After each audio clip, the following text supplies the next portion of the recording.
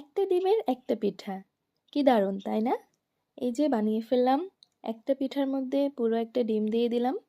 এটা হচ্ছে আমার আয়ানের আবদার ছিল।